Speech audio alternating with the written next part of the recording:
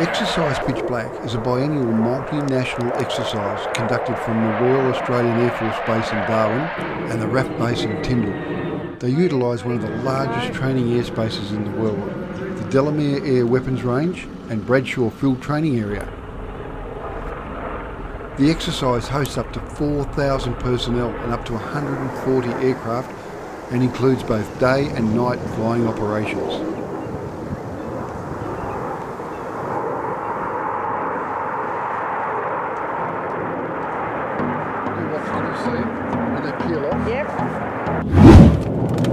Well, we're just leaving Darwin after 4 days. What a great place. You know, we really, I guess, embellished the military history. It was just amazing. I learned so much in terms of, I thought that we only really got attacked once and they bombed, but they didn't. There was numerous attacks over the course of, 12, 18 months. So Thursday, we got in on Wednesday afternoon. Thursday we went to the East Military Museum and started to sort of build the picture of what happened on the 19th of February in 1942, the day that war came to Australia, as they say. So the next day we went into, had to go to ARB. We're still having issues with the fridge and the battery charging. So we took it back into them to have a look at. Still, they couldn't find it. It's just doing everything it needs to do. It's a bloody pain in the bum, really. But they checked a few other things for us, and so it's working at the moment, so fingers crossed. Then we took the car into Toyota to get its 10,000k service. Whilst they had that, we got ferried into the city. We had a very late breakfast, which incorporated a pint of Stella's. Haven't done that for a while. Stella's for breakfast. Then we went down and had a look at the oil tunnels. There was some stuff that, based on the military stuff they had hidden, it was oil tunnels that for use for storage for both Australian and the US naval ships. It wasn't actually used during the war, but it was all ready to go. They did have some issues with water seepage and things like that. They got around it. Then the next day saw us heading to the Charles Darwin National Park. We drove in and there was a sign that said, "Cover up biting insects." Well, it was 10 o'clock, so you didn't expect mosquitoes or midges or sandflies or anything to be out and about at that time of the day. Well, sunny. It was sunny. It wasn't like it was overcast and muggy. We had 5 minutes we would have been out having a look at the tunnels, or the ammunition shelters, and we started to feel things biting, and by the time we got back in the car, Liz had been smashed with midges. We managed to dodge them and do all the right things up until then, and then that's why it said cover up biting insects. Obviously it doesn't matter what time of day they're there. Well, it was a bit late by then. And it was. And you don't see them till the next day. So something like 23 bites on one leg and 25 bites on another. I'm going to get a biro and join the dots later on. Yeah, well. So from there we wanted to complete the story, and at Mary River? Adelaide River. Close. We went down to the Adelaide War Cemetery. There was lots of photos in the military museum. Yeah, that's quite touching. It's very, very well maintained. The staff of the post office have been moved to there. Three times they were moved, and their final resting spot is there now. Unfortunately, the post office took a direct hit. They sheltered in a tunnel just beside the post office, and that took a direct hit. So there was 5 in all that were killed in the one explosion. Saturday afternoon we did the aviation museum, and that was spectacular. You know, they got a B-52 bomber fortress there. Wow, they'll always look big in the books and pictures, but man, when you're standing beside one, absolutely enormous. It's an F-111. It's been decommissioned and they're on display. An attack, United States military attack helicopter, plus other stuff from Amy Johnson. Yeah, there's a whole swag of material that they've been able to get their hands on and put in that aviation museum. So we enjoyed that. And after that, it was back to the camp for a swim. Fortunately, it's only 100 metres or so from the caravan park, so it made it quite convenient to do all that. Then on Sunday, we tore off to Looking for the Cyclone Tracy exhibit. Everyone sort of said it's at the museum, and we went to one museum and it wasn't there. We went to so we ended up down at the wharf. Had a look around the wharf precinct in Darwin, which is very, very well done. Quite spacious, kid-friendly by the look of it. Nice pools and places for the stuff for the kids to do and swim. Anyway, we finally found the museum, which was right across town. So we went over, parked the car, we went and had a look through that. Did the Cyclone Tracy exhibit, amongst others that are at the museum.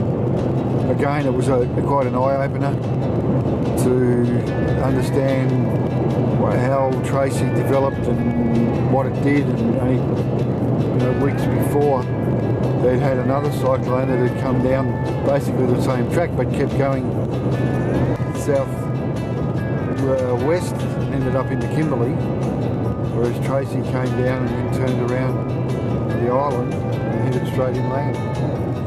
So the first part of the cyclone wasn't that bad. The wind, the storm, and then they had the eye, and then it was the devastation of the preceding part of the cyclone that did most of the damage. Very, very small eye, and quite intense on that, but some of the photos pre and post just be devastating for the people that were living there. Absolutely devastating. So from there we left, we got some groceries and stocked up, and then we'll be heading towards Cobourg. We've got our permits for Cobourg. They were interesting, not all that hard to get. We've got a drone permit as well. Hopefully we can get some good footage while we're up there. But we'll be heading off to Cobourg tomorrow.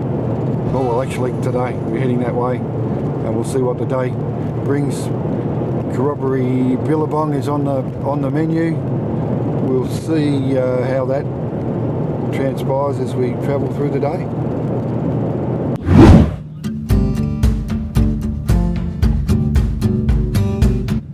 First stop, we went into Fog Dam and had a look. That was amazing. Like, the bird life in there is crazy. It was designed or built as a venture some years back, 1950s. They built it, they were going to put in rice fields, rice paddies, and it didn't work out. It just wasn't sufficient water to continue the venture, so that ended up a total waste of money. But the dam still is there, and it's permanent water. As they said, as the dry season gets into its final stages, more and more birds will habit that area, because they'll leave the not so permanent water holes to there. But it's just absolutely chock-a-block. They've closed there's a walk across the dam. They've actually closed the walk because of the danger of getting taken off the dam wall by crocodiles. It's crazy.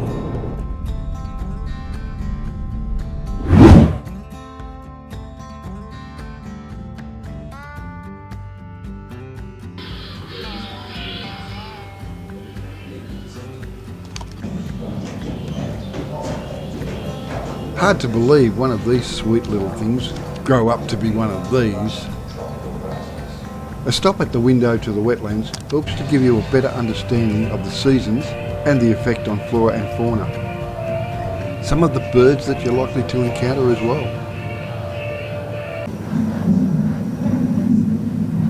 Fire is an important part of the country. Rangers and pastoralists follow the tradition of the Aboriginal elders in burning early in the dry season. This gives a cool burn, removing mainly the dry grass. How foreign invaders like water buffalo with their hard hooves and pigs digging up native plants degrade the land. This is an amazing insight into this special bit of country.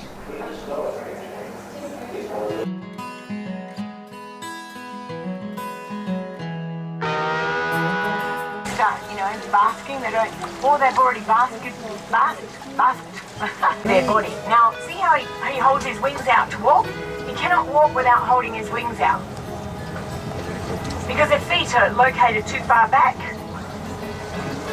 They take it back to the branch, and they squeeze the venom out, and then they knock them and bash them on the head until they're knocked out, and then they eat them head first.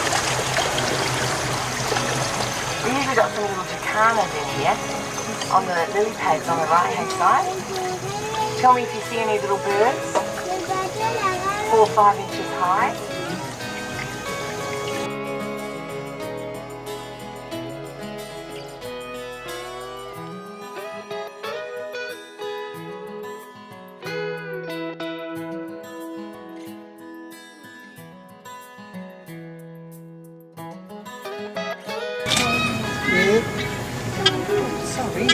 They always try to attack them in mid-air.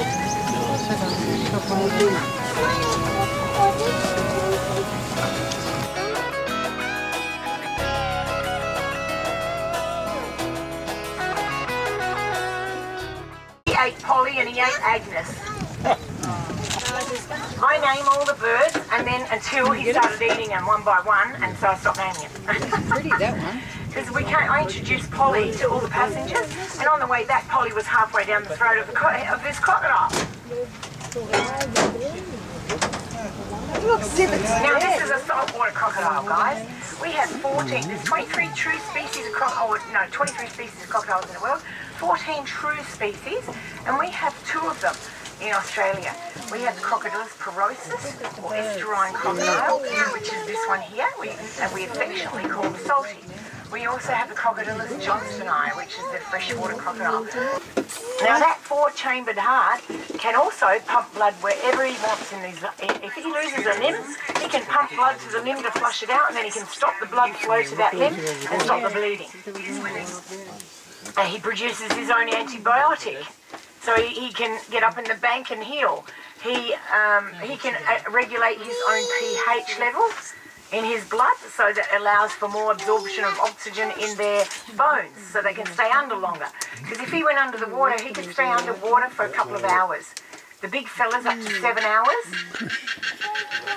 They got 66 teeth, all replaceable all their life. So they can, if they lose a tooth, which they often do when they're fighting or crunching on bones or whatever, they'll lose a tooth, they get another one. Lose tooth, get another one, and they can go through 40 to 45 sets of teeth in a lifetime. Wouldn't that be good for us? I think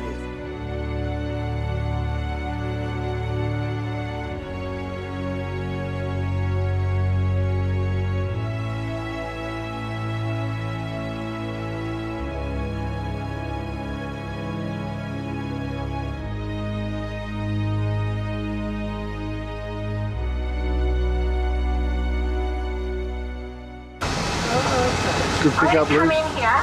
I'll come in here just behind him, okay? I won't block him in, I'll just come to about 3/4 of the way through, so he's got an entrance. You always leave an exit for them. Otherwise, if they're blocked in, you don't know what's going to happen if they panic. So I'll just stay about a foot away from his tail, okay? So that you can get it. I'm not going to go that.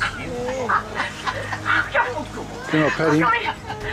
It depends on where they are as to how close I get. I can get really close as long as I know that they can go forward and exit really easily, but he can't.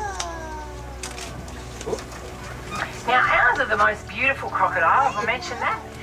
They're smiley, Look at the size of They have that. a big smile on their face. He's just cocked his leg. Now he's probably about, I reckon, four and a bit metres, yeah? 30 seconds after I turned the bloody camera off, he decided to do a runner. He reared up, sprayed everybody on the left-hand side of the boat, just got absolutely covered in mud. He wasn't happy. Power is in their tails. Soccer ball, and you cannot eat it. It's highly toxic, but the indigenous found a way to find food with it. So what they do is they wait for it to ripen, when it goes red, and it's stuck with jackfruit, all spicy, and then And there's the other one. and then way in the distance you can see brolgas. If you've got binoculars, you'll be able to see brolgas way up the floodplains there. I can see them. Oh, geez, here we go. Oh, that's pretty. That's as close as we Yeah, got to that's him. as close as you're going to get, John. Now I'm going to come in here. Feel free to move around the boat, okay, to get better photos, because I won't be hitting anything, just sitting like this. Isn't that gorgeous? Isn't that pretty? You got that? It's got a stance. It's just got the one leg cocked.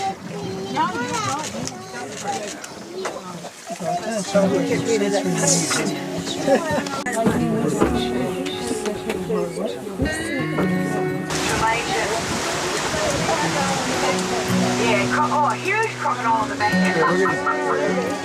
This is where everyone's going swimming today. Can't you see him? You won't be able to see. Well, you can have the front end. All right. Just go and take him out.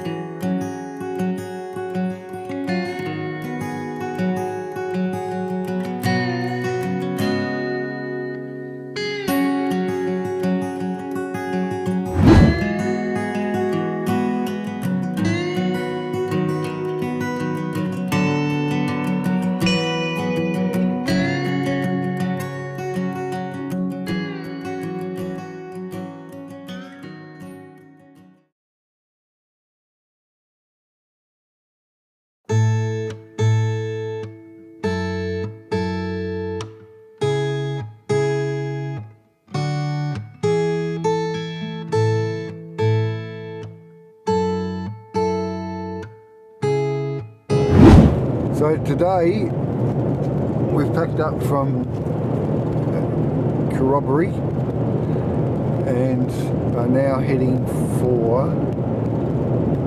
we've got to go to Jabiru, and then we're heading up to Eels, is it? Uber. But the campground we're going to is called Merle. Oh, it's close. It's got an M in front of the E. But before we do that, we're going to pop into the Mamukalo wetlands.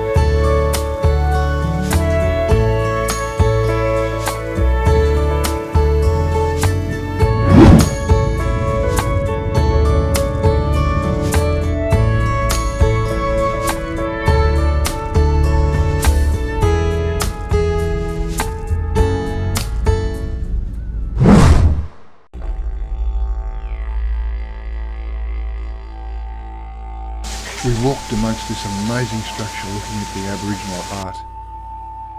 Traditional paintings and the stories they illustrate are part of the written library of knowledge and the spiritual beliefs of the local people and their children.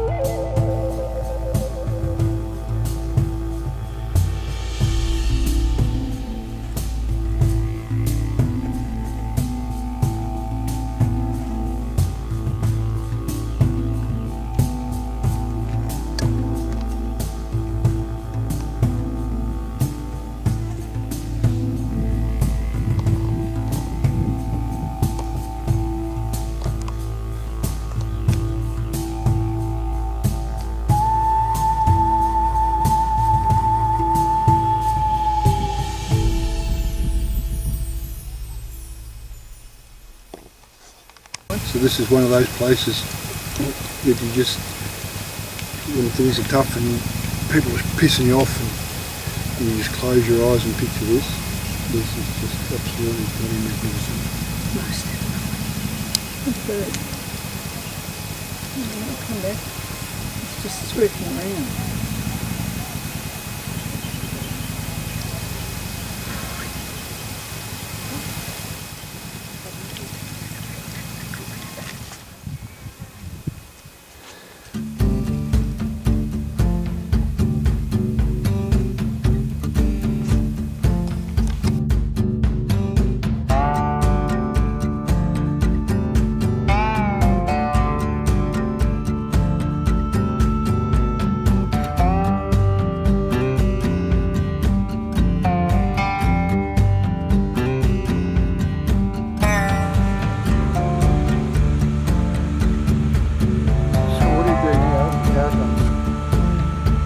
Way to who?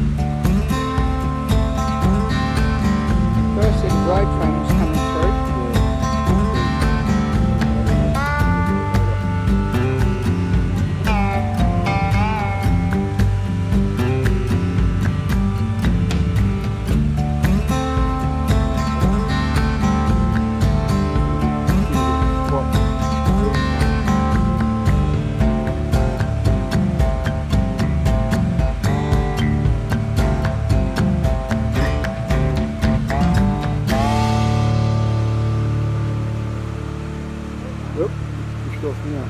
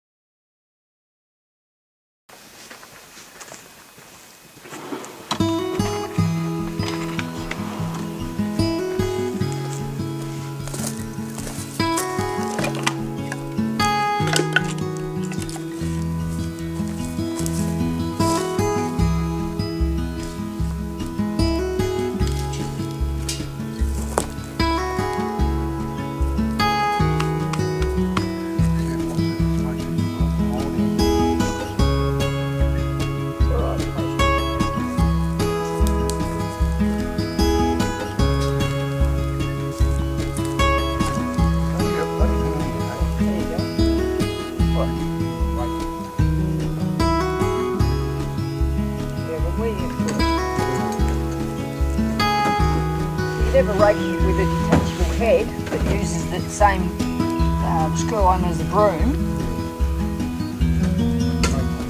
You can make one. Okay.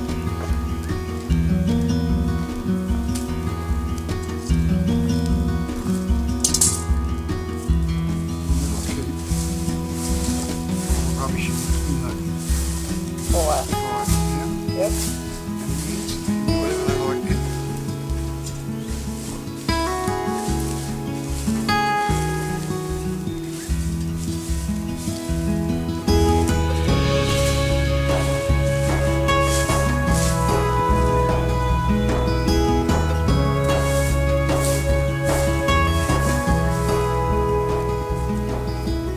We hope you've enjoyed this episode of Expedition 2018. If you have, drop us a comment and subscribe. Travel safe.